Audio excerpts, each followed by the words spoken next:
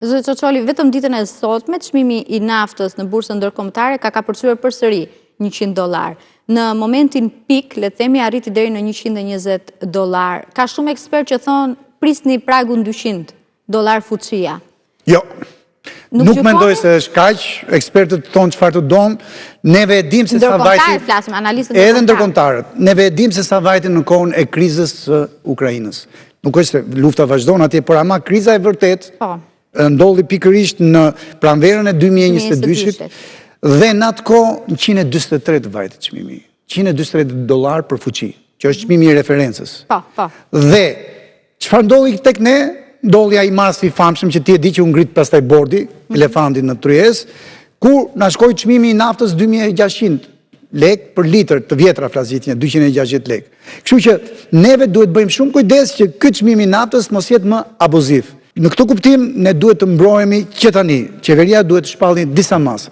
Zoti Çoçoli, ne do të ndalemi pak tek, le të themi, shifrat konkrete, pse familjet shqiptare mund të preken direkt ose edhe indirekt nga një luftë siç është ajo e lindjes së mesme, që duket që është larg në fakt, por në realitet ndikon direkt në tregun ton. Do të ndalemi tek struktura e të ardhurave e familjeve shqiptare, kryesisht tek pagat dhe pensionet, dhe se sa mund një familje që edhe sot me këto koste që nuk janë të ulta mund ta përballoj një shtrenjtim të mundshëm edhe të produkteve të tjera ushqimore.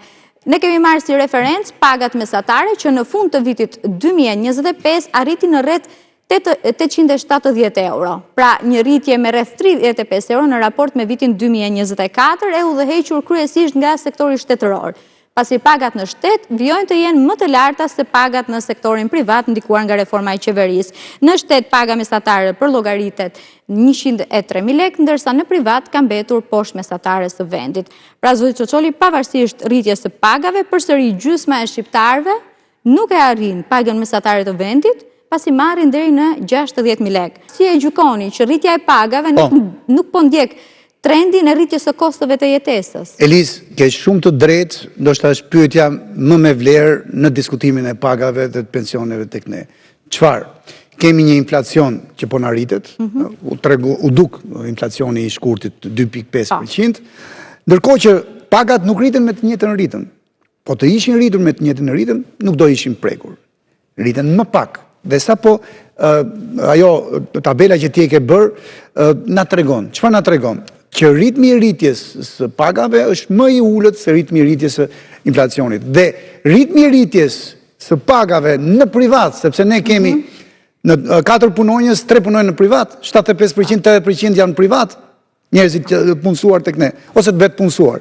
Atëhere, meqense kjo pagë rritet akoma dhe më pak se sa mesatarja, që ishte kolona në mes, neve jemi të pambrojtur. Pra, rritja e inflacionit na godet tek çfarë? Tek fuqia jonë vlerëse. Me të njëjtat para, ne do të jemi të mundur të blejmë shumë më pak se sa më përpara. Dhe të kalojmë edhe këtë diskutimi i pak më përpara, Elis. Pra, neve shpenzimet që kemi për ushqime sidomos, por edhe për karburant i kemi shumë më të larta se sa Maqedona si Veriut, madje edhe se sa Kosovari. Pra, ne prekemi më fort se sa vendet e tjera të rajonit. Për të mos folur pastaj për italianin që e ka 1.8% karburantin në ditë, shpenzim të tij ditor, apo grekun që e ka 2.4%.